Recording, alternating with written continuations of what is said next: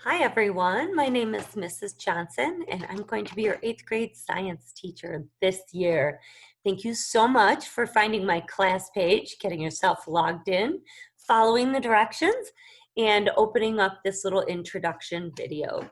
I was so impressed by how much work you guys did last week in finding all of your teachers' class pages, watching our little silly videos on how to use Dropbox and how to upload pictures and this such. So good job. Appreciate that a lot. I thought I'd take a quick minute, tell you a little bit about myself, and then the next video we will dive into our lesson for this week. So to start with, this is my 21st year of teaching. If we were in school, I'm sure you would all be like, wow, you don't look old enough to have taught that long. But I have. I have taught up in Watertown, which is considered the North Country, part of New York State. From there, I went down to the New York City area, which was a huge change.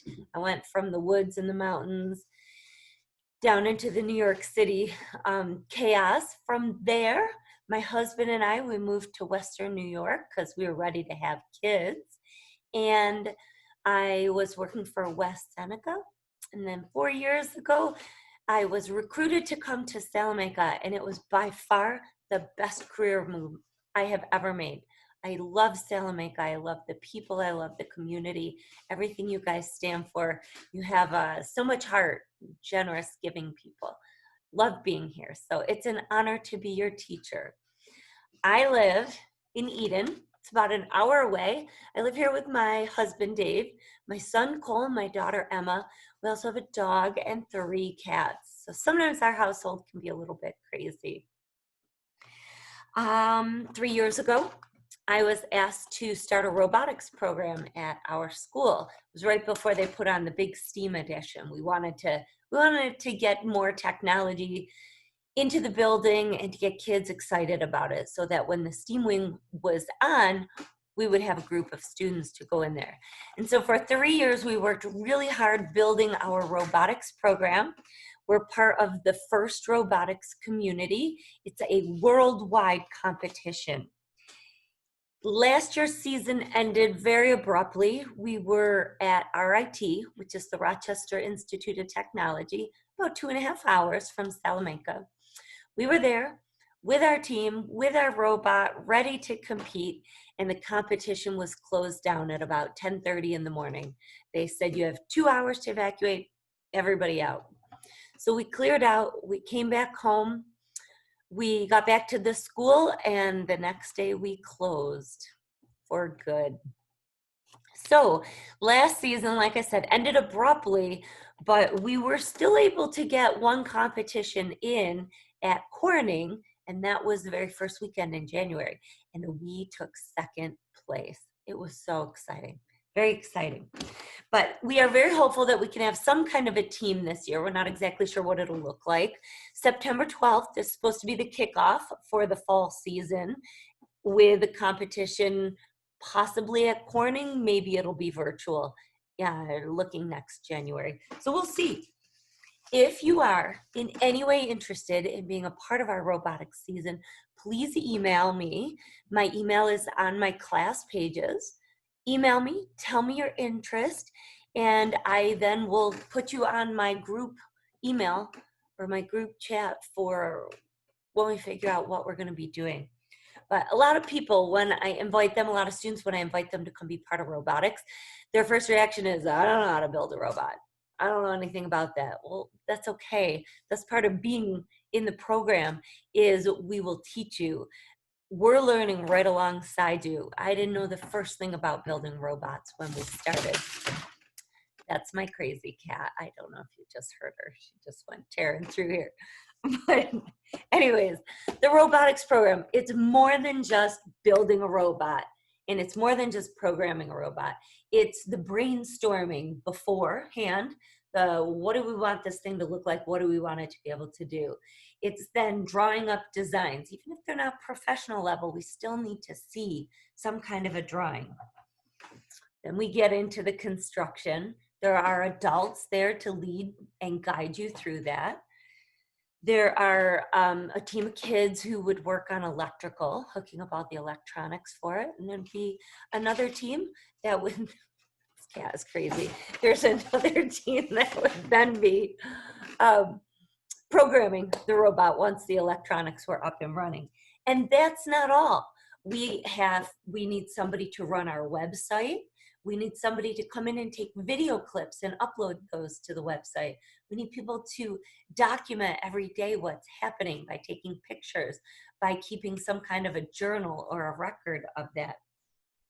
I also need students to put together our graphics. We've had shirts in the past. This was our very first team. These were our shirts. Last year we had these hoodies, and we put everybody's names on the front and what part of the team they were in. So a similar graphic, it changes. We've had t-shirts, bumper stickers, we've had hats. This year the whole theme was deep space. So I need somebody to work with Mrs. Dry and to come up with the graphics for that. And then I also need people to print all of these shirts, because we have all the equipment at school that you would learn how to use.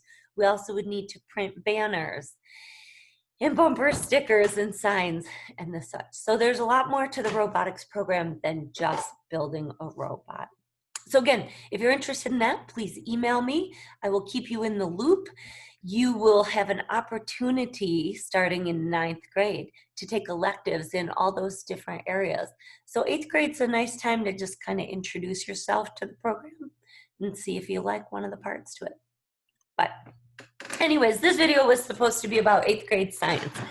We are going to have our live Zoom lessons at 9 o'clock on Mondays mornings.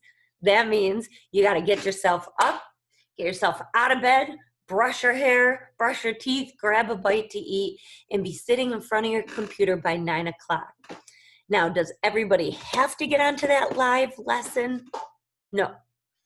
If you did the work for the week and you turned it in and you understood the material, you answered discussion questions, took part in the poll, did the lab, watched the videos, emailed, made an effort to communicate with me, you did not have to come to that live lesson.